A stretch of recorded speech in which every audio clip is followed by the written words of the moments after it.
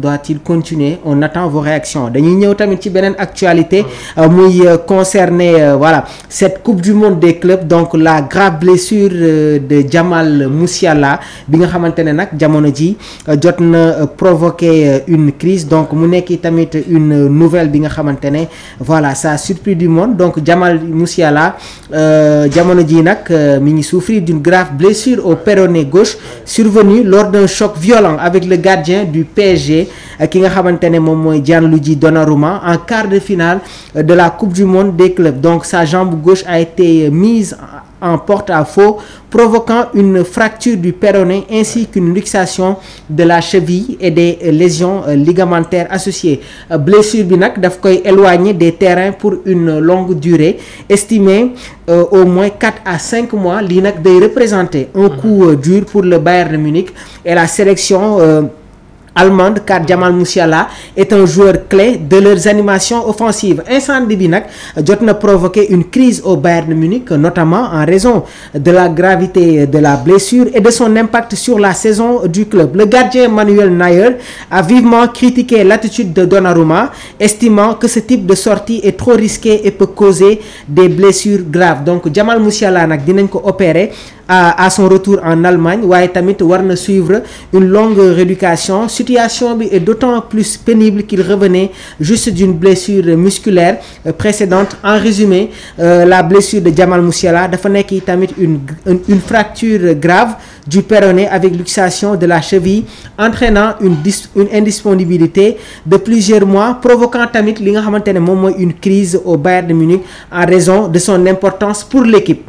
Thomas Müller était sur le départ, mais jamono ji am na un retournement de situation après la blessure de Jamal Musiala. Est-ce que Thomas Müller dafay continuer football ci équipe bi di Bayern de Munich? Dinañ ko yaatal dans les divers de l'actualité. Waaye nan ngay jàngatee tey ji information bi Manuel Neuer est sous le choc, jot na attaqué tamit le gardien du Paris Saint-Germain ci sortie bi nga xamante ne jot na ko def envers Jamal Musiala, entraînant cette blessure bi nga xamante ne war na durer entre 4 à 5 mois. Une terrible nouvelle pour les Bavarois. Certainement, d'abord une terrible nouvelle pour les Bavarois. En tout cas, mais bon, pour moi, la sortie de Neuer est un peu maladroite, quoi. Parce que nous attaquer carrément gardien de but pour Paris Donnarumma. Parce que moi, je pense que peut-être dans un avenir proche, nous avons une façon de contact avec un jour.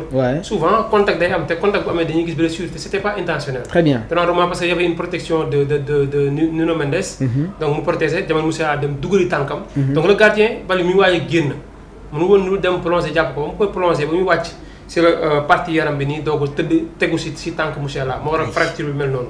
Mais bon daf ko espérer gis nañ tam benn moment mi ngi jooy. ba mu gisee tànk bi mi ngi jooy moom. Donc xam nañ daf ko espérer. gisoon nañ benn blessure en Ligue des Champions. entre Salah et Ramos. foofu laa bëggoon ñëw moo gënoon a intentionnel. am na tamit ay yeneen blessure moo kott loxo waa ji daanu boo xam ne da koy wën da koy damm.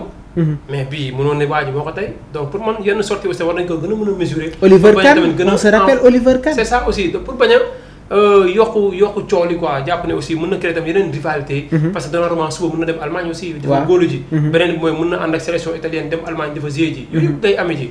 Donc pour man bon Neuer en tant que gardien bi sax moom waroon sax gën a mën a comprendre. le cas de Donnarumma pour bañ ko critiquer peut-être ay joueurs bu ñu ko critiquer woon mën nañ ko comprendre. Mais un gardien de but qui critique un autre gardien de but ci genre fait yi pour man. jaru ko woon quoi. Manuel Neuer qui critique Donnarumma waaye am na si ñoo xamante ne ñi ngi critiquer Manuel Neuer parce que maa ngi koy wax sànq amoon nañu benn gardien. bi nga xamante ne mi ngi tuddoon Oliver Kahn moom itamit amoon na ay sorties yi nga xamante ne daan na ko def sorties yi nga xamante ne indil na ay blessures certains joueurs waaye tamit dans l'histoire du football il y a eu des sorties négatives yi nga xamante ne remarqué nañ ko ci yenn gardiens yi. Est-ce que tamit jotul ñu def attention ci yenn actes yi nga xamante ne mën na pénaliser yenn joueurs yi. Bon loolu moom pour nga dindi ko dina jafe. ça va être compliqué il y a des sanctions aussi. arbitre bi am yor na carton jaune yor na carton rouge. parfois tamit sax doo sax rëcc même bu fekkee rëcc nga ci biir match bi yenn saa yi vidéo yi ñuy xoolaat yi day tax des fois ligue bi. ñu ko organiser. génne des sanctions teg la ko. wala ñu diw jox nañ ko carton rouge si match bi. pour 2 matchs la mais non mën nañu ko mujj def ba 4 ba 3 ba 5 matchs. yooyu itam ça arrive. donc pour dire que même boo rëccee ci biir terrain bi rëccagoo carrément. y a aussi ce qu'on appelle la VAR. oui VAR tam mi ngi fi. donc yëpp ay fait la yoo xamante ni pour aussi protéger les joueurs la. moo xam ñun bii bu ñu war a nangu bii bu ñu war a bañ la wala coup franc am na. alors jox na carton jaune non du carton jaune carton rouge la. yooyu yëpp tamit dañ ko andi pour jëm a tamit protéger joueurs yi. mais tamit façon fait yi am ni moom. pour man pour nga jëlee ko fi du mën a yomb parce que tamit fii contact mi ngi am blessure day am. exactement waaw fii façon blessure yu ne am na fi gis nañ fi cas de Djibril Cissé aussi. blessé na fi téye tànk bi tourné carrément. waaye on se rappelle de cette blessure. de l'ancien attaquant. voilà des restes de Liverpool. ouais xam nga mu nekk blessure yoo xam ne souvent day am Auxerre contact moo am. fii contact mi ngi am rek blessure day am. donc dañu naan que souvent ça blessure day am moo ne bañ a nekk blessure yu grave yooyu. comme bu monsieur Ra bi nga xam te ne ku ko gis da ngay jàpp sa kanam. waaw tellement que gis ko sa rafetul. le choc est un peu violent il faut le dire quand même. dañuy ñëwaat tamit ci beneen commentaire bi nga xamante ne day concerner Rewmi Quotidien Sport ñoom déjà avant ñuy ñëw voilà on va d'abord commencer avec cette CAN féminine 2024 suñu gaynde yi ñoom ñoo gagné la RDC Congo et on espère que l'équipe nationale du Sénégal dinañu battre tamit la RDC sur ce score. alors nan ngay jàngatee tey jii nii la belle prestation des Lions. bon féliciter d'abord 4-0 Moussa Cissé. oui bi nga xamante ne mooy l'entraîneur bien le sélectionneur de l'équipe nationale féminine. bi nga xamante ni moom souvent day def stage yu bëri. avant la CAN il a joué un match amical en Algérie. contre l'Algérie mu gagné ko 3-0. donc déjà pour dire que ñu ngi si benn suite logique bu normal donc pour les Lions du Sénégal. et surtout également ñaar ñi nga xam ne ñoo marqué muy Maman Diop. capitaine équipe bi ak Ngenaar Ndiaye. et aussi l'entraîneur a opéré des changements dans la deuxième mi-temps pour permettre à certaines joueuses ñu mën a récupérer pour le prochain match. déjà rek la première mi-temps c'était 4-0. jeex na donc deuxième mi-temps ñaata la 0-0 la. donc bi amu si. donc pour dire que Sénégal dafa teggi tànk te tam c'est normal. dóor 4-0 dem dóor di ko 10-0 suba nga génn toog. amul njëriñ quoi. amul njëriñ. donc plus que bii di gën a dugg baax na aussi. si zone yu koy marqué mais tamit en terme également de goal average. mais bon pour man 4-0 aussi score la boo xamante ne jusqu'à présent ni ba quand commencé. benn équipe gagné ko à part le Nigeria qui a marqué aussi 3 buts. donc xam nga moo nekk loo xamante ne pour man opération baax lañ def.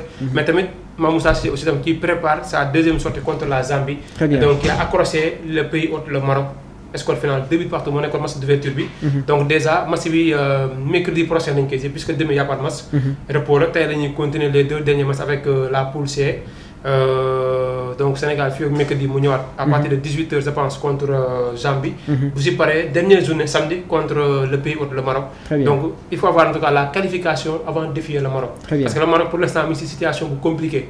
donc peut-être moom RDC bu ko gagné dina tare. mais bu fekkee RDC gagnewul RDC contre Sénégal ça va être compliqué. ça va être compliqué. moo Sénégal na jéem am victoire am deuxième victoire contre la Zambie.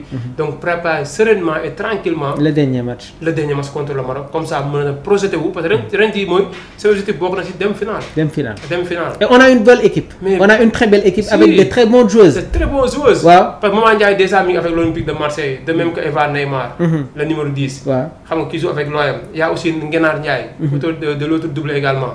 moom mi ngi 3e division avec Bourges. 3e division D3 en France.